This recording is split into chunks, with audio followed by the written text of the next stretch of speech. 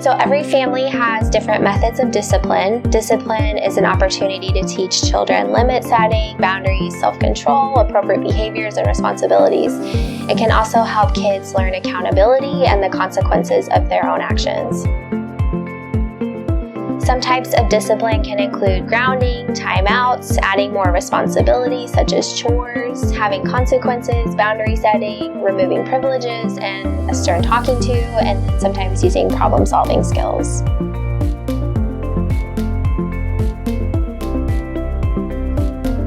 So some families may use abuse as a form of discipline. Abuse can also occur for no reason at all, even when a child is not misbehaving. Child abuse is when a child is being mistreated or neglected, which results in harm, potential harm, or a threat of harm. Abuse instills fear and control, whereas discipline can teach lessons, improve situations, and no harm is actually done. Some types of abuse can include physical abuse, sexual abuse, emotional abuse, psychological abuse, and neglect. These types of abuse each have their own characteristics and impact. Since the 7th grade class is learning content that contains physical abuse, we'll focus on that type. Physical abuse is any act or behavior of harm against a child that results in injury, trauma, physical suffering, or bodily harm through body contact, even if it's unintentional. This can look like slapping, pinching, punching, choking, kicking, shoving, biting, restraints, or even inappropriate use of drugs. Abuse can happen once, it can happen several times, or be ongoing. When someone physically abuses another person, they are deliberately inflicting pain upon them, and many times the abuser is a parent or a guardian, but sometimes it can be any adult that can commit this abuse. While abuse and discipline are very different, acts of discipline can result in abuse if they become severe or they escalate. Some families use spanking as a form of discipline, and it can be considered physical abuse if it results in emotional or physical harm.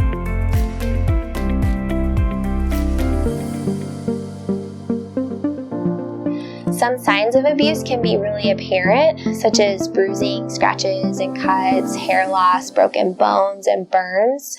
Your friend or loved one may have an explanation for their injury, but it may not match the severity of their condition. For example, they might have multiple bruises on multiple locations on their body, but they say that they just bumped into the kitchen table or their little sibling pushed them.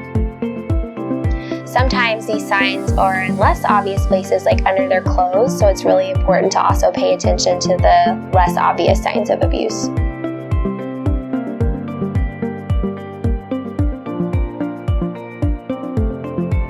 We can look out for our friends and loved ones by paying attention to their behaviors, especially if there are changes in behaviors or new behaviors.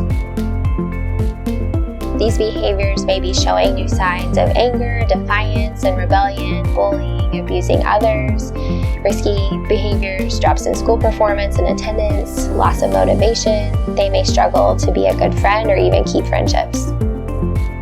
They may develop mental health concerns such as depression, anxiety, substance abuse, sudden loss of confidence, or develop low self-esteem, and they may have difficulty coping.